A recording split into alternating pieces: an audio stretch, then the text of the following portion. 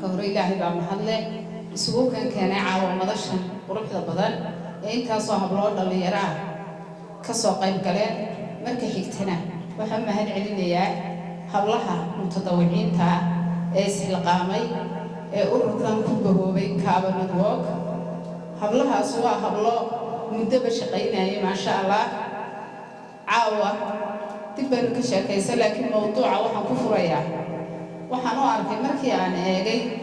muddo hablaha abalay garaynaya shaqooyinka hablo sida jaamacadaha uga baxayaan aqoontoodu sida u fiican tahay isla markaana aanay uga muuqan suuqii shaqada ama marketka way ka maqan yihiin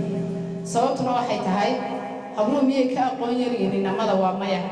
kalaasyada marka lagu jiro bale hablahaaba honor noqda oo kaalmaha koobaad gala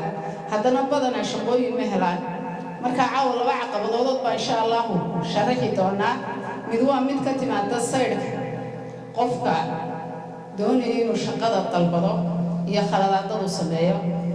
dhinaca kalena waxaynu ku eegi doonaa kula faguraynaa caqabadaha ama challenge-yada iska haysta dhinaca haweenka aad iyo aad baan caawa very proud ugu faraxsanay inaan intaasoo hablood mawduucan ka horjeediyo because ana waxba idinka baranayaa anu macallimad ma yihi laakiin wuxuu baan idin sheegayaa wixii aan isla maanta walaalaha wada uga faa'iideyn kartaa inaan halka ku soo diyaariyay maaha laakiin in class fadhino discussion bay noqonaysaa shaqadeenu waynu wada discuss garaynaynaa wixii aad ka barateen intii shaqooyinka abalay garaysay way sheegaysaa wixii aniguna aan arkay waan idin sharaxay way idin sheegaya aad iyo aad baa mahadsantihiin soo dhawaada dhawaad